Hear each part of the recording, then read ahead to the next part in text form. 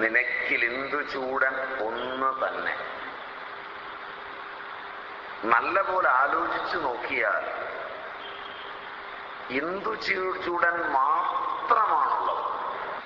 ബാക്കിയെല്ലാം മിഥ്യ, വേറൊന്നുമില്ല. സർവവ്യാപകനായ ഈശ്വരൻ കഴിഞ്ഞാൽ പിന്നെ ഇരിക്കാനൊരു സ്ഥലം പോലും വേറെ ഇല്ല. വേറൊന്നുണ്ട് എന്ന് അംഗീകരിച്ചാൽ സർവവ്യാപകത്വം പൊളിഞ്ഞു.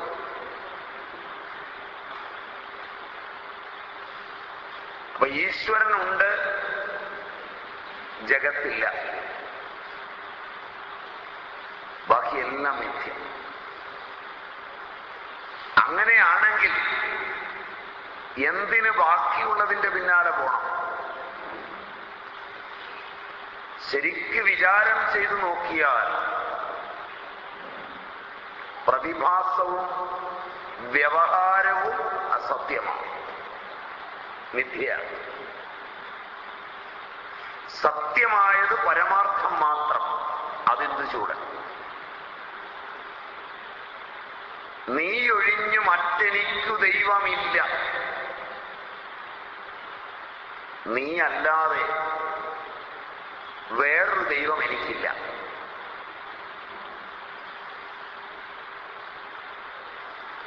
ക്രിസ്തീയ വിശ്വാസത്തിലെ ആദ്യത്തെ കൽപ്പന പോലെ മനോഹരമായൊരു ശബ്ദം. ഞാനല്ലാതൊരു കർത്താവ് നിനക്കില്ല. ഞാനെന്നത് സബ്ജക്റ്റീവായിട്ട് പറഞ്ഞാൽ ഒന്നായി, അതിനെയാണോ ഓബ്ജക്റ്റായി കാണുന്നതെങ്കിൽ ഉത്തമവുമായി. ഇവിടെ തിരിച്ചാ പറഞ്ഞിരിക്കുന്നത്. അതിന്റെ ട്വിസ്റ്റിൽ വളരെ മനോഹാരിതയുണ്ട്. നീ ഒഴിഞ്ഞ് ഇതമായി കാണുന്നതെല്ലാം ജഗത്തും തദാകാരമായി കാണുന്നതെല്ലാം ദൈവവും. അതിലെത്തുവാൻ അതത് വ്യാവൃത്തി വേണം. പുഷ്പദന്തൻ ഇത് പറയുന്നു. അതത് വ്യാവൃത്യായം ചകിതമഭിതത്തെ ശ്രുതിരവി. ശിവമഹിമയിൽ അതത് തത് അല്ലാത്തതെല്ലാം, തത് ആകാരമുള്ളതെല്ലാം ബ്രഹ്മം. അതുകൊണ്ടാണ് തത്വമസിയൊക്കെ പറയുന്നത്. തത് അത് നീ ആ സ്വഭാവമായി അറിയുന്ന നീ തന്നെയാണ് ആ സത്യം. വേറൊരു ദൈവമില്ല. പൊൻവിളക്കിഴയ്ക്കും ആഴിയെ, പൊൻവിളക്ക് ഇഴയ്ക്കുന്ന ആഴിയെ, ആഴിക്കുണ്ടം, പൊൻവിളക്കിനെ ഇഴയ്ക്കുന്ന ആഴി, വിളക്കിന്റെ ശോഭയെ നിർവീര്യമാക്കുന്ന, നിഷ്പ്രഭമാക്കുന്ന അഗ്നികുണ്ടം. കടലിനും ആഴിന്ന് പേര് വന്നത് ബടവാഗ്നി ഇരിക്കുന്നത് കൊണ്ടാണ്. ആഴി എന്ന ശബ്ദത്തിൽ കടലെന്നൊക്കെ അർത്ഥം നിങ്ങൾക്കറിയുമെങ്കിലും ആഴി എന്നതിന് തീക്കുണ്ടമെന്ന അർത്ഥം പരിചിതമായിരിക്കില്ല. ആഴി പൂട്ടുക എന്നൊക്കെ പറയും, കേട്ടിട്ടുണ്ടാവും. ഈ ശബരിമലയ്ക്ക് പോകുന്നതിന് മുമ്പൊക്കെ ഒരു ഏർപ്പാട് അങ്ങനെ ഉണ്ടെന്ന് തോന്നുന്നു. വടക്കൻ കേരളത്തില് തീച്ചാമുണ്ടി എന്ന് പറഞ്ഞൊരു തെയ്യമുണ്ട്. അതിനാഴിയുണ്ടാവും. വിറകുകൊണ്ട് കത്തിച്ച്, അതിനൊക്കെ ആഴി എന്നാ പറയാം. അതങ്ങനെ കത്തി ജ്വലിച്ച് നിൽക്കുമ്പോൾ അതിൻ്റെ അടുക്കലൊരു വിളക്കുണ്ടെങ്കിൽ അതിന്റെ ശോഭ ഇല്ലാതാവും. അങ്ങനെ വിളക്കിന്റെ ശോഭയെ നിഷ്പ്രഭമാക്കുന്ന അല്ലയോ അഗ്നികുണ്ടമേ, ആ കുണ്ടത്തിൽ നിന്ന് ഉള്ള പ്രകാശം പ്രകാശം കൊണ്ട്, ആ വലിയ ആത്മപ്രകാശം കൊണ്ട് ജീവാത്മപ്രകാശം നിഷ്പ്രഭമാകുന്നത് സൂചിതം.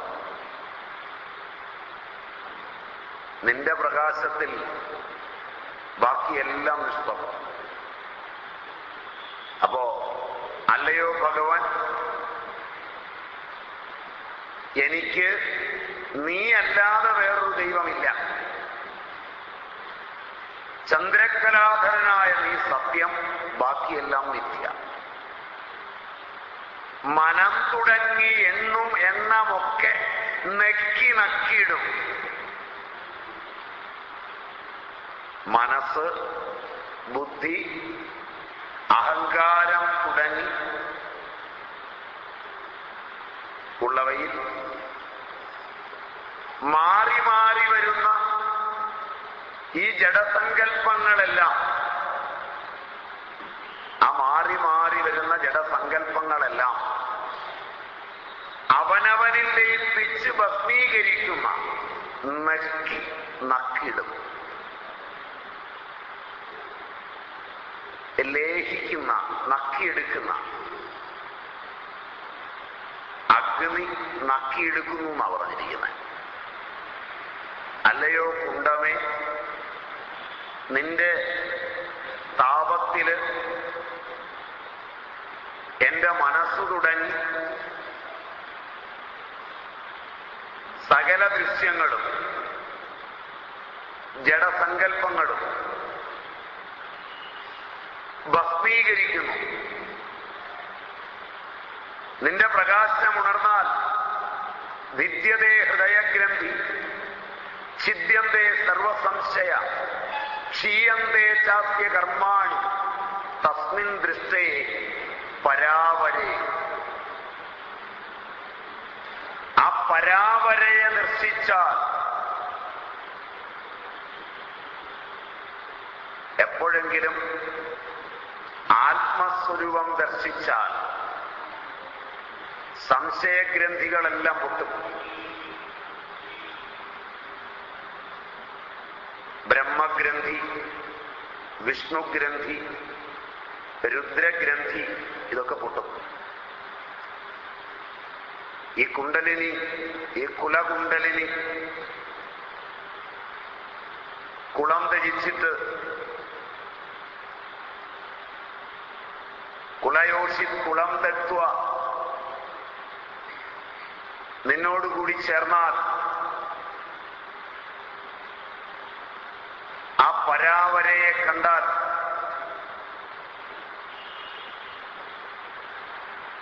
സകല സംശയങ്ങളും തീരും. നമ്മൾ ആ വഴിക്ക് ഇത് പഠിക്കുന്നില്ല. ഈ ഗ്രന്ഥം ആ വഴിക്ക് പഠിക്കാം. ആദ്യം മുതലുള്ള പഠനം മാറും. അതുകൊണ്ട് ആ വഴി വേണ്ടാന്ന് വെച്ചിട്ടാണ്. കാരണം ശൈവാഗമങ്ങളിലൂടെ പോകുന്ന ഒരു ആചാര്യന്റെ കൃതിക്ക് അങ്ങനൊരു മാനമില്ലാതെ വരാൻ വഴിയില്ല. പ്രത്യേകിച്ച് കുണ്ടലിനിപ്പാട്ടൊക്കെ എഴുതിയ ആചാര്യനാണ്. അതുകൊണ്ട് അനുഭൂതിയുടെ വേറൊരു ലോകം അവിടെ ഉണ്ടാവും. അത് അങ്ങനെ പഠിക്കാവുന്നതല്ല എന്ന് തൽക്കാലം കരുതിയാൽ മതി. കാരണം കുളമുണ്ട്,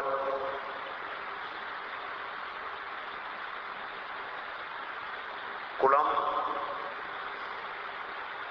അദ്ദേഹത്തിന്റെ ജടയിൽ നിന്നാ ഒഴുകുന്നത്, കവിഞ്ഞൊഴുകുക.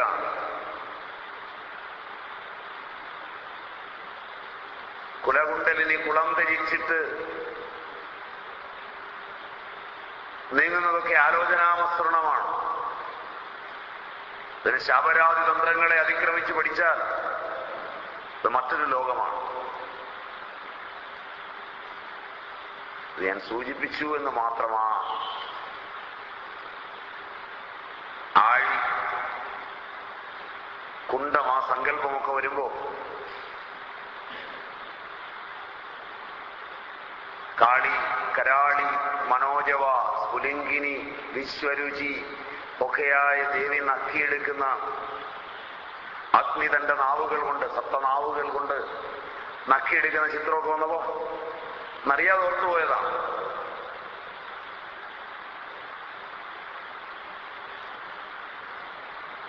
അത് വേറൊരു ഭാവനയുടെ ലോകമാണ്.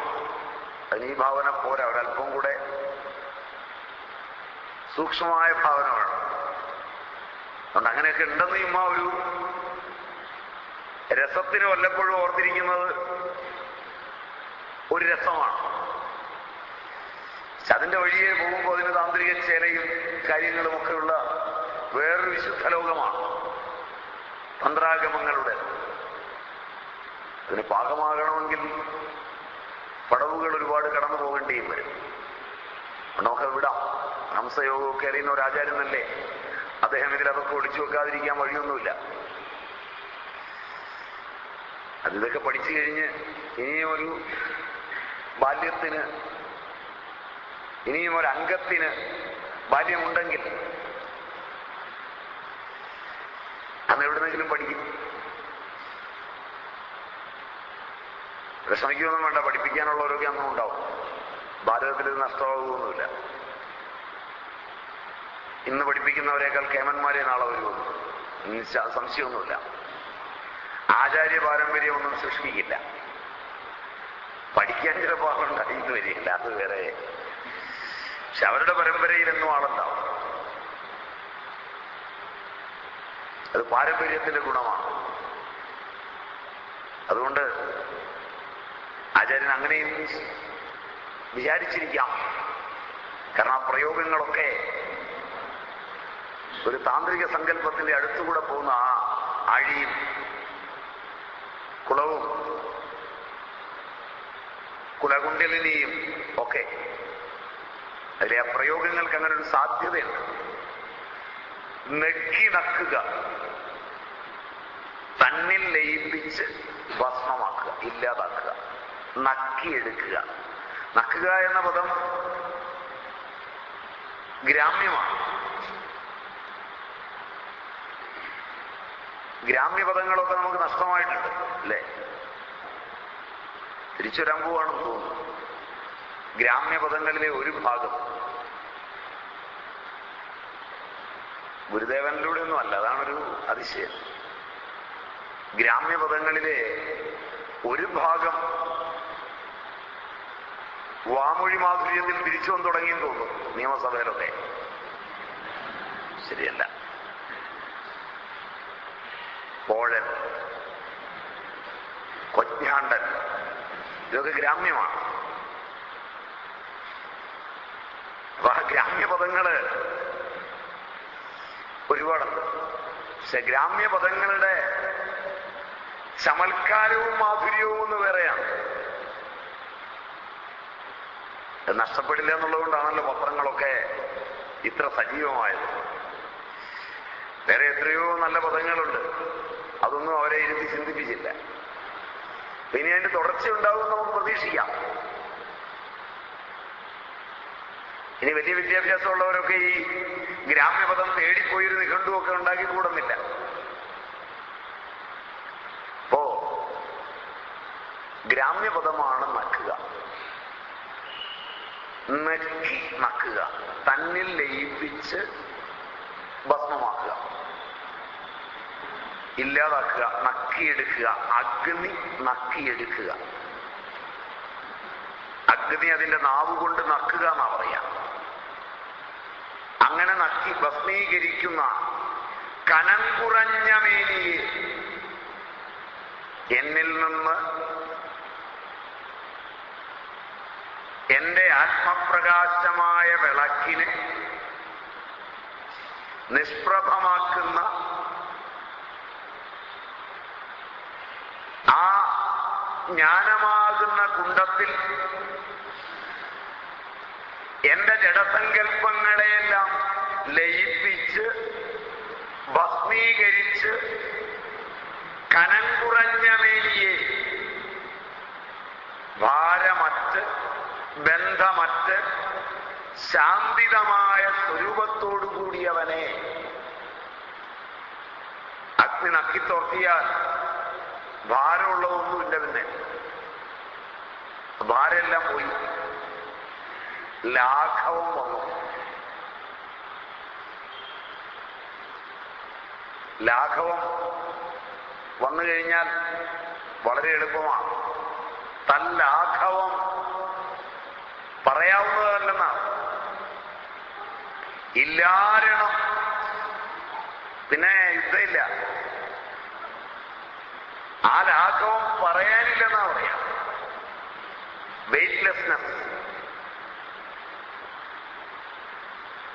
ഈ വെയ്റ്റ്ലെസ്നെസ്സിനാണ് ഈ അഗ്നി കൊണ്ട് പൊതിയുന്നത്. ഇതിന്റെ നിറം അഗ്നിയാണെന്നാണ് വയ്പ്. മനസ്സിലായില്ല? ഇതിന് അഗ്നിവസ്ത്രം എന്നാ പറയാ. ഈ അഗ്നി പൊതിയുന്നു എന്ന് പറഞ്ഞാൽ വിരജാഹോമത്തിലെ അഗ്നിയിൽ വെച്ച് നാളും പേരും ഊരും ബന്ധവും ബന്ധുക്കളും അഭിമാനവും ജോലിയും ശമ്പളവും കിമ്പളവും എല്ലാം ദഹിപ്പിച്ചു എന്നാണ്. അഗ്നി അങ്ങ് നക്കിയെടുത്തു. പിന്നൊരു ലാഘവം വരുമെന്നാണ്. എനിക്കൊന്നും അങ്ങനെയല്ല കേട്ടോ. ഇത് പൊതിഞ്ഞു കഴിയുമ്പോൾ കട്ടി കൂടും. അപ്പോഴാണ് പാരാവാര പാരംഗത പരിവ്രാജകാചാര്യ ശ്രോത്രിയ ബ്രഹ്മനിഷ്ഠ അനന്ത ശ്രീ വിഭൂഷിത് ഏകസാരാജ് ശ്രീ ശ്രീ നിർമ്മലാനന്ദഗിരി മഹാരാജ്. ഇത് കട്ടി കൂടുക. ഒരല്പം കുന്തിച്ചൊക്കെ ഇരിക്കും. കട്ടി കൂടുന്നതുകൊണ്ടാണ്. ഒരു ലാഘവമില്ലായ്മ. ഇത് ഈ അഗ്നി അങ്ങ് കത്തിയാൽ ഈ ദേഹബോധമൊക്കെ അങ്ങ് കത്തിപ്പോവും. ഗ്രന്ഥികളൊക്കെ പോവും. ബ്രഹ്മഗ്രന്ഥി, സൃഷ്ടിയുടെ ഗ്രന്ഥികളാണ് ബ്രഹ്മഗ്രന്ഥികൾ.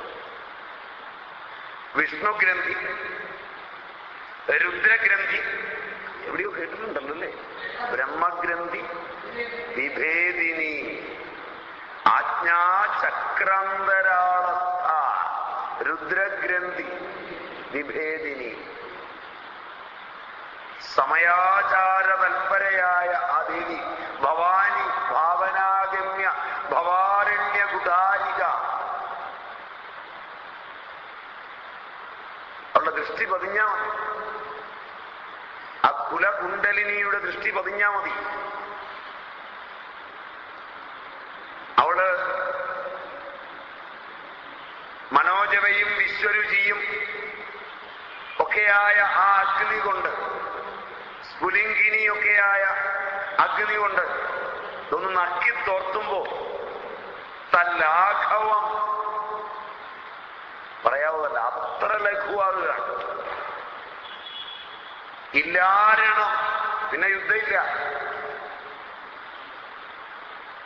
സമസ്ത യുദ്ധങ്ങളും തീർന്നു. അതവിടെ പഠിച്ചിട്ടുണ്ടെന്ന് തോന്നുന്നു. ജനനി നവരത്ന മഞ്ജരി. അതുപോലെ ഇവിടെ ഭാരമറ്റ് ബന്ധമറ്റ് ശാന്തിതമായ സ്വരൂപത്തോടുകൂടിയവനെ, ഇനിയത്തെ വിളി അങ്ങ് ഉള്ളിൽ തട്ടിയുള്ള വിളിയാണ്. ഭക്തന്റെ ഹൃദയകമലത്തിൽ ചേർത്ത് വിളിക്കുന്ന വിളിയാണ്. കനിഞ്ഞു വന്ന കന്നലെ ചക്കരക്കുടമേ നീ രക്ഷിക്കണം. ഭഗവാനെ കയറി വിളിക്കുന്ന വിളിയാണ് ഈ ചക്കരക്കുടമേ എന്ന് പറഞ്ഞാ സ്വന്തം എന്ന് തോന്നുമാറുള്ള വിളിയാണ്. കന്നൽ, കന്നൽ എന്ന് വിളിക്കുന്നത് ചക്കരക്കുടമേ എന്നാണ് അതിന്റെ പച്ച മലയാളം. പഴയ പ്രയോഗം. പഴയ വീടുകളിലേക്ക് കേട്ടിട്ടുണ്ടാവും, എടാ കന്നലേ. ഇപ്പം അങ്ങനെ മക്കളെ വിളിച്ചു കഴിഞ്ഞാൽ അവര് കയറി തല്ലും. എന്നിട്ട് തെറി പറഞ്ഞാണെന്ന് ഓർത്തു. ഈ പദപ്രയോഗം ഇന്നില്ല. എന്റെ മുത്തേ, എന്റെ ചക്കരമുത്തേ, എന്റെ ചക്കരക്കുടമേ എന്നൊക്കെ വിളിക്കില്ലേ? ആ വിളിയായിരുന്നു. അപ്പൊ ഒന്ന് ആലോചിച്ച് നോക്കിയാൽ ചന്ദ്രകലാധരൻ മാത്രമാണ് സത്യം, ബാക്കിയെല്ലാം മിഥ്യ. അവിടുന്ന് അല്ലാതെ വേറെ ഈശ്വരൻ എനിക്കില്ല. മനസ്സ് തുടങ്ങി മാറി മാറി വരുന്ന എല്ലാ ജഡങ്ങളും തന്നിൽ ലയിപ്പിക്കുന്ന, പൊൻപ്രഭ വിതറുന്ന ദീപകാന്തിയെപ്പോലും തരം താഴ്ത്തുന്ന ജ്ഞാനാഗ്നി കുണ്ഡമേ, ഗ്രന്ഥികളെല്ലാം തകർത്ത് ഭാരം കുറഞ്ഞ ശാന്തി സ്വരൂപ ചക്കരക്കുടമേ, അവിടുന്ന് എന്നെ രക്ഷിക്കണമേ എന്ന പ്രയോഗം. അവിടെ ആ ആഴി എന്ന് പറഞ്ഞാൽ കുണ്ഡസമാനമായ ആഴി, അതായത് കത്തിജ്വലിക്കുന്ന വലിയ തീക്കുണ്ടമേ. അത് കനലായി കാണപ്പെടും. ചാരമൊക്കെ പോയിട്ട് കനലായിട്ട് കാണും. അത് അന്ധകരണത്തെയൊക്കെ കത്തിക്കും എന്ന് സാരം. അതുകൊണ്ട് ആ പ്രയോഗം വളരെ നല്ലതാണ്. അതിന് ശ്രുതിയുമായുള്ള ബന്ധം ഭിദ്യതേ ഹൃദയഗ്രന്ഥി ഛിദ്യന്തേ സർവസംശയ ക്ഷീയന്തേ ചാസ്യ കർമാണി തസ്മിൻ ദൃഷ്ടേ പരാവരെ. അഗ്നി നക്കിയെടുക്കുന്നത് പോലെ നക്കിയെടുക്കുന്ന, ആ നക്കിയെടുക്കുന്നതിന് കാളി, കരാളി, മനോജവ, സ്ഫുലിംഗിനി, വിശ്വരുചി എന്നൊക്കെയാ ദേവിയുടെ പേരുകൾ. കനം കുറഞ്ഞ മേനി, ഗ്രന്ഥികൾ, ബന്ധങ്ങൾ ഇല്ലാത്ത മേനി. ഇനി ഒരു ഗ്രന്ഥിയും പൊട്ടാനില്ല. ഗ്രന്ഥികൾ പൊട്ടിയാൽ പിന്നെ സംശയമില്ല. അതിനായി ലളിതാ സഹസ്രനാമമൊക്കെ ജപിക്കുന്നത് തന്നെ. കാരണം അത് ഓരോ സൃഷ്ടിയുടെ ഓരോ തലങ്ങളുണ്ട്. മഹിം മൂലാധാരേ കമവി മണിപൂരേ. കം ജലം മണിപൂരത്തില്, കുതവഹം സ്വാധിസ്ഥാനത്തില്, ഉപരി ആകാശം നിലകൊള്ളുന്ന ആ അവസ്ഥകളിൽ ഇവയെ സംയോജിപ്പിച്ച് സൃഷ്ടിസ്ഥിതി സംഹാരങ്ങൾ ഒരുക്കുന്ന, ജനിമരണങ്ങൾ ഉണ്ടാക്കുന്ന പ്രക്രിയയെ ഇല്ലായ്മ ചെയ്യാൻ മൂലാധാരയിക നിലയായ ദേവി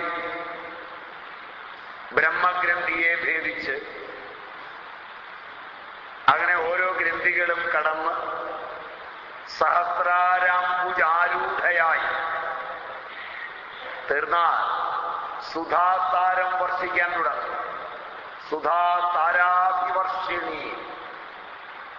അപ്പോഴാ തടില്ല ഒക്കെ ഉണ്ടാകുന്നു. തടില്ലതാ സമരുചി ഷഡ്ചക്രോപരി സംസ്ഥിത കുണ്ടലിനിയും വിസതന്തു തനീയസിയുമായ ദേവി. അത് ആലോചനാമസൃതമാണ്. അത് താന്ത്രികമായി പഠിക്കണം. ഇതിനെ അങ്ങനെ പഠിക്കാവുന്നതാണ്. ഈ ഒരു ശ്ലോകമല്ല, ഒരു എന്തെങ്കിലും ഒരെണ്ണം പഠിക്കാതെ ബാക്കി കിടക്കട്ടെ. പഠിച്ചത് മനോഹരമാണെങ്കിൽ പഠിക്കാനിരിക്കുന്നത് എന്തായാലും അതിമനോഹരമായിരിക്കും. ഇത്രയ്ക്ക് അത്രയെങ്കിൽ അത്രയ്ക്ക് എത്രയെന്ന് ഒരു തോന്നൽ ബാക്കി കിടക്കുന്നതെങ്കിലും ഒരു സുഖമാണ്. അതുകൊണ്ട് എങ്ങനെയുണ്ട് അതിന്റെ തലത്തിൽ വരുമ്പോൾ ഇതിന്റെ എല്ലാം പദങ്ങളുടെ അർത്ഥം താന്ത്രികമായി മാറും. അതവിടെ ഇരിക്കട്ടെ. നമുക്ക് അടുത്ത ശ്ലോകം 7. നിലം നിലിംബരാറുപമ്പെരുമ്പൊടമ്പിളിക്കല തിലം വിളങ്ങിടുന്ന ചെഞ്ചിടക്കിടക്കണഞ്ഞിടും ചിലങ്ക കണ്ടു ചഞ്ചലപ്പെടും മുഖം മലർന്ന പൂങ്കുലയ്ക്ക് കുമ്പിടും വഴിക്കിനി കനിഞ്ഞുകൂറുനീ നിലം നിലിംബരാറുപമ്പ് എലിമ്പൊടമ്പിളിക്കല തിലം വിളങ്ങിടുന്ന ചെഞ്ചിട ഇടയ്ക്കണഞ്ഞിടും ചിലങ്ക കണ്ടു ചഞ്ചലപ്പെടും മുഖം മലർന്ന പൂങ്കുലയ്ക്ക് കുമ്പിടും വഴിക്കിനി കനിഞ്ഞുകൂറുനീ. ഇത്ര ലളിതമാണല്ലേ? പക്ഷെ ഒന്ന് വായിച്ചു നോക്കി. ഇത്രയും ലളിതമായത് നിങ്ങളൊന്ന് വായിച്ചു നോക്കി. മലയാളമൊക്കെ അറിയാം. വീട്ടിൽ ചെല്ലുമ്പോൾ നല്ലപോലെ വായിച്ചു നോക്കണം. ഇല്ലെങ്കിൽ ഇന്ന് വൈകുന്നേരം തന്നെ വായിച്ച് ഉറപ്പിച്ചു നോക്കണം. അല്ലെങ്കിൽ പിന്നെ വായിക്കുമ്പോൾ ചിലപ്പോൾ ഇത് എവിടെയാണ് ഇത് പിരിക്കേണ്ടതെന്ന് അറിയാൻ മേലാതെ വിഷമിക്കും. ചിലരെങ്കിലും വിഷമിച്ചിട്ടുണ്ടാവും. ഇത് ആദ്യം പുസ്തകം കൈ കിട്ടിയവൻ വായിക്കാൻ നേരത്ത് ഇല്ലേ, ഇതെവിടെയാണ് ഇതൊന്നും കൊണ്ടുപോയി എവിടുന്നാ ഇത് സ്വരം എടുക്കേണ്ടത് സംശയം തോന്നും. ഇതാണ് പഴയ മലയാളം. അതുകൊണ്ടത് അക്ഷരശുദ്ധി ഉണ്ടാവും. അതുകൊണ്ട് മസ്തിഷ്കത്തിന് പ്രയോജനം കിട്ടും. അതിലെ പദങ്ങൾ എത്ര ലളിത പദങ്ങൾ എടുത്തിട്ടാണ് ഈ പണി പണിതിരിക്കുന്നത്. അതിലെ നിലം, നിലിമ്പർ, ആറ്, പാമ്പ്, എലുമ്പ്, അമ്പിളിക്കല, തിലം, ഇത്രയും സാധനങ്ങളാണ് അവിടെ പറഞ്ഞിരിക്കുന്നത്. അതിൽ അമ്പിളിക്കലത്തിലം എന്നൊന്നിച്ചും പറയാം, രണ്ടായിട്ടും പറയാം. നിലം അകവശം, നിലിംബരാറ്, നിലിംബർ ദേവന്മാർ, നിലിംബർന്ന് വേറിട്ടിട്ട് ആറെന്ന് എടുക്കാം. നിലം, നിലിംബർ, ആറ് ഇങ്ങനെ എടുക്കാം. നിലം നിലിംബരാറെന്ന് ഒന്നിച്ചെടുക്കാം. നിലം സ്ഥലം, നിലിംബരാറ് ദേവഗംഗ, ദേവഗംഗ. പാമ്പ്, എലുമ്പ്, അമ്പിളിക്കല, തിലം. പാമ്പ്, എല്ല്, ചന്ദ്രക്കല, എള്ള്.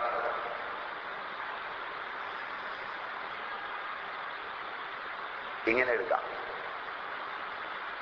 പാമ്പ്, എല്ല്, ഈ എള്ളോളം വരുന്ന ചന്ദ്രൻ എന്ന എള്ളിനെ ചന്ദ്രനോട് ചേർത്ത് കൊടുക്കാം. തിലത്തെ തിലകമെന്നും എടുക്കാം. ബുദ്ധിമുട്ടാതെ നേരെ എടുക്കാവുന്ന തിലമെന്ന് തന്നെയാണ്. ചെഞ്ചിടയ്ക്ക്, ചെമ്പിച്ച ജടയുടെ ഇടയ്ക്ക് മധ്യത്തിൽ ചിലങ്ക കണ്ട്, കാൽച്ചിലങ്ക കണ്ടിട്ട് ചഞ്ചലപ്പെടും, ചഞ്ചലപ്പെട്ട് മുഖം മലർന്ന പൂങ്കുലയ്ക്ക്, വിടർന്ന പൂങ്കുലയ്ക്ക് കുമ്പിടുമ്പടിക്ക് ആ പൂങ്കുലയെ കുമ്പിടുമാറ് വിനയാന്വിതനായ എനിക്ക് ഇനി കനിഞ്ഞുകൂറു നീ, കനിവാർന്ന് എനിക്ക് നീ അവിടുത്തെ രൂപം വെളിപ്പെടുത്തി തരയണമേ. എനിക്ക് ഒന്നേ ആഗ്രഹമുള്ളൂ, നിന്നെ അറിയണം. നീ എല്ലാം കൂടെ ചേർന്നവനാണ്, വിരാട്ടാണ്.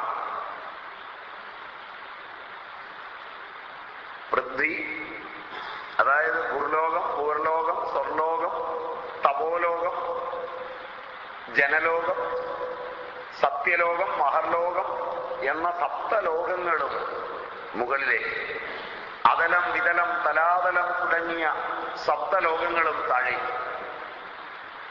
ഓം ഭൂർ, ഓം ഭുവ, ഓം സ്വ, ഓം തപ എന്ന് തുടങ്ങുന്ന സപ്തലോകങ്ങൾ, സപ്തവ്യാകൃതികളായി കാണുന്ന ലോകങ്ങൾ, ആ 7 ലോകങ്ങൾ മുകളിലേക്ക്, 7 ലോകങ്ങൾ താഴേക്ക്. ആ നിലം